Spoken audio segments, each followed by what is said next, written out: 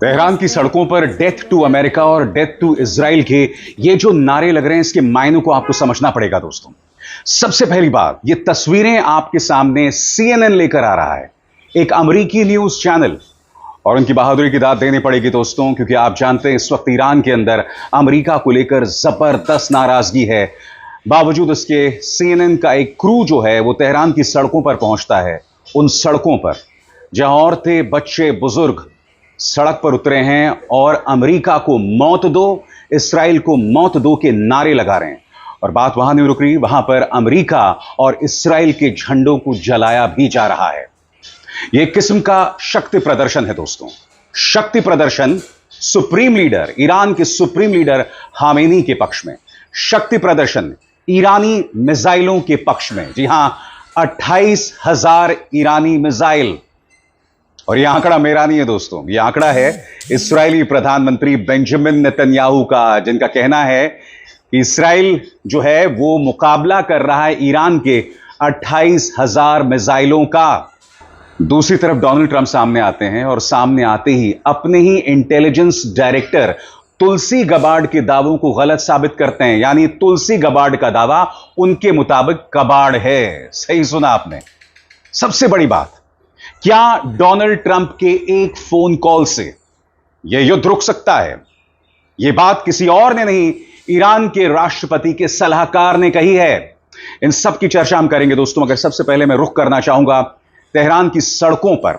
और बधाई है CNN के रिपोर्टर जो सड़क पर उतरते हैं और वहां से वो दुनिया के लिए यह रिपोर्ट पेश कर रहे हैं। मैं CNN की यह रिपोर्ट आपके सामने रखना चाहता हूं, जिससे आपको अंदाजा हो जाएगा कि सड़कों पर अमेरिका और इस्राइल के खिलाफ किस कदर नाराजगी है। और क्यों ना हो दोस्तों, कम से कम 250 लोग इस्राइल अपने हवाई हमलों में मार चुका है। देखिए वहां पर किस तरह के नारे लगाए जा रहे हैं CNN की इस रिपोर्ट में। Massive crowds have turned out here in central Tehran to protest against Israel's strikes against Iran, but also against the policies of the Trump administration as well. Many of them were chanting death to America, were chanting death to Israel. We saw them burn American flags and burn Israeli flags. You punch the United States and Israel in the mouth, he says. Trump, you are threatening my leader, this woman says. Don't you know my nation believes death is sweeter than honey? What do you have, Israel? He says. You have nothing. You are occupiers, unreligious. You're killing people, killing women. You kill everyone. You're terrorists.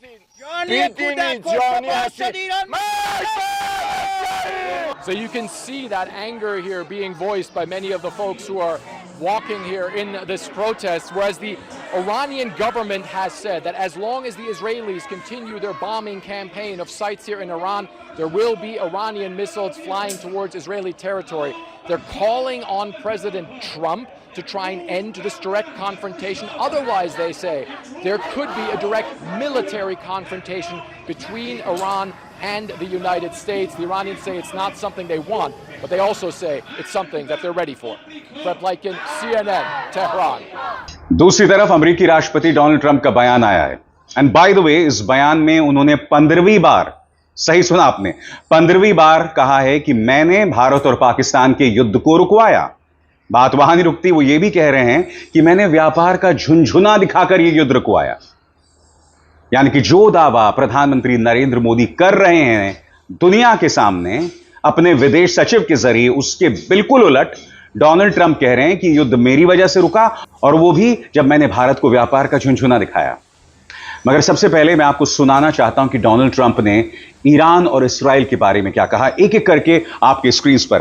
पहली बात, उनसे सवाल पूछा गया कि Iran ने कहा है कि अगर ट्रंप चाहें तो युद्ध रुक सकता है, तो उसके जवाब में वो कहते हैं, जब हम जंग जीत रहे हों तो फोन कॉल क्यों करें, हम ईरान से बात कर रहे हैं, देखिए आगे क्या होता है। दूसरी बात, 2 हफ्ते का समय मैंने इसलिए लिया है क्योंकि उनसे सवाल पूछा गया कि आपने यह कहा है कि मैं 2 हफ्ते रुकना चाहूंगा और उसके बाद इस मुद्दे पर फैसला लूंगा कि मुझे जंग में जाना चाहिए या नहीं जाना चाहिए। तो इसके जवाब में वो कहते हैं कि 2 हफ्ते का समय यह देखने के लिए लिया कि ताकि लोग होश में आएंगे या नहीं आएंगे। यानी कि यहां पर इशारा न सिर्फ ईरान की तरफ है बल्कि इस्राइल की तरफ भी। तीसरा, ईरान यूरोप से बात नहीं करना चाहता और यहां पर आप देखिएगा किस तरह से वो यूरोपीय देशों की धज्जियां उड़ा रहे हैं। वो कहते हैं ईरान यूरोप से बात नहीं करना चाहता, यूरोप से बात करने का कोई फायदा नहीं है, ईरान सिर्फ अमेरिका से बात करना चाहता है।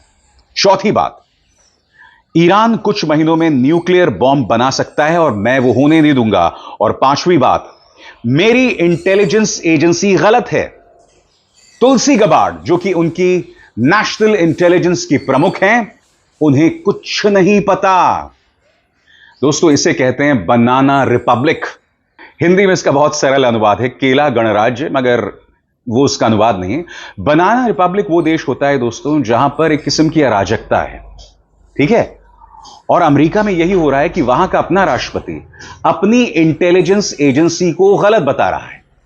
सुनिए डोनाल्ड ट्रंप की एक एक बातें। मैं वैसे तो बतला चुका हूं उन्होंने क्या क्या कहा, मगर अंग्रेजी में वो क्या कह रहे हैं और उसका अनुवाद लगातार नीचे आते रहेगा। सुना जाए। Nobody really knows what that one is all about. We're going to find out pretty soon, I guess.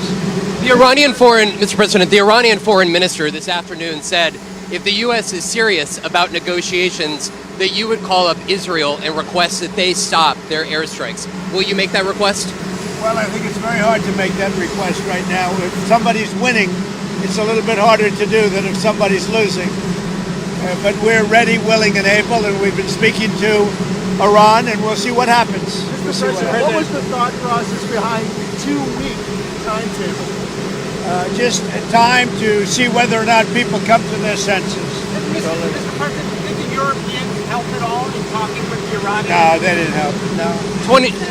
Iran doesn't want to speak to Europe. They want to speak to us.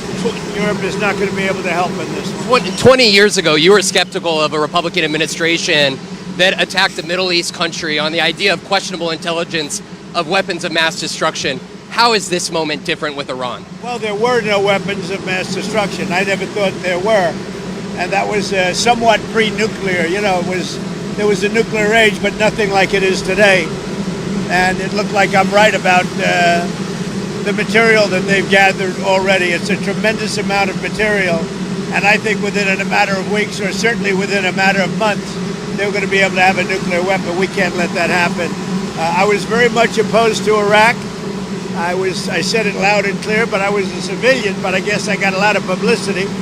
But I was very much opposed to the Iraq war. And I actually did say, don't go in, don't go in, don't go in. But I said, if you're going to go in, keep the oil. But they didn't do that. What intelligence do you have that Iran is building a nuclear weapon? Your intelligence community has said they have no evidence that they are at this point. Well, then my intelligence community is wrong. Who in the intelligence community said that? Your Director of National Intelligence, Tulsi Gabbard. She's wrong. और आगे बढ़ने से पहले एक जरूरी संदेश। मेरे कार्यक्रमों के लिए आप नोटिफिकेशन का इंतजार मत कीजिए। मेरे चैनल में जाइए और खुद जाकर कार्यक्रम देखिए और रहिए अपडेटेड। और हां, ज्वाइन कीजिए मेरा चैनल। देखिए यह जरूरी संदेश। स्वतंत्र और आजाद पत्रकारिता का समर्थन कीजिए। सच में मेरा साथी बनिए। बहुत आसान है दोस्तों। इस ज्वाइन बटन को दबाइए और आपके सामने आएंगे ये 3 विकल्प। इनमें से एक चुनिए और सच के इस सफर में मेरा साथी बनिए। आपने सुना दोस्तों, डोनाल्ड ट्रंप से सवाल पूछा गया था कि क्या आप फोन कॉल करेंगे इस युद्ध को रोकने के लिए। तो इसके जवाब में ट्रंप ने कहा था कि भाई अगर हम युद्ध जीत रहे हैं तो फोन कॉल की क्या जरूरत है। यह बात किसने कही? आपकी स्क्रीन पर यह है दोस्तों माजिद फरहानी, जो कि राष्ट्रपति मसूद पेजेश्कियां के सलाहकार हैं। और वो कह रहे हैं कि अमेरिका के एक फोन कॉल से यह युद्ध रुक सकता है। इसके मायने को समझिए दोस्तों। आपको समझना पड़ेगा कि हाथी के दांत दिखाने के कुछ, खाने के कुछ और। यह मुहावरा न सिर्फ इसराइल के लिए फिट बैठता है बल्कि ईरान के लिए भी। क्योंकि हो क्या रहा है, राष्ट्रपति पेजेश्कियां हो या सुप्रीम लीडर खामेनी हो, वो अपनी जनता के सामने एक साहसी चेहरा पेश कर रहे हैं, मगर दूसरी तरफ उनके जो सलाहकार हैं, उनकी जो बैकरूम टीम है, उनके जो विदेश मंत्री हैं, वो लगातार मामले को कंट्रोल करने की कोशिश कर रहे हैं। यही इसराइल के संदर्भ में हो रहा है। याद कीजिएगा, आज ही मैंने एक कार्यक्रम किया था जिसमें मैंने आपको बताया था कि हाइफा, जहां पर ईरान ने जोरदार गोलीबारी की है, वहां के मेयर सामने आए हैं और वो कह रहे हैं वो शांति के लिए गिड़गिड़ा रहे हैं। वो ये कह रहे हैं कि मेरे शहर में अरब भी हैं और यहूदी भी हैं, सब मिलजुल कर रहते हैं, दर्जनों सैकड़ों साल से मिलजुल कर रह रहे हैं, लिहाजा शांति ही आगे का रास्ता है। अब इस्राएलियों को गांधी की याद आ रही है। क्यों? क्योंकि ईरानी मिसाइल इस्राएली शहरों में पहुंच रहे हैं। उसी तरह से आपकी स्क्रीन पर यह हैं माजिद फरहानी, राष्ट्रपति पेजेश्कियां के सलाहकार। वो क्या कह रहे हैं, इस पर गौर किया जाए। अगर अमेरिकी राष्ट्रपति डोनाल्ड ट्रंप इस्राएल को ईरान पर हमले रोकने का आदेश दें तो ईरान के साथ कूटनीतिक बातचीत बिल्कुल आसानी से दोबारा शुरू हो सकती है।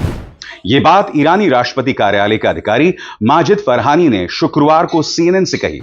उन्होंने कहा, ईरान नागरिक बातचीत में विश्वास रखता है, चाहे बातचीत सीधे हो या किसी के जरिए, यह मायने नहीं रखता। फिर वो आगे क्या कहते हैं, इस पर गौर किया जाए। राष्ट्रपति ट्रंप सिर्फ एक फोन कॉल करके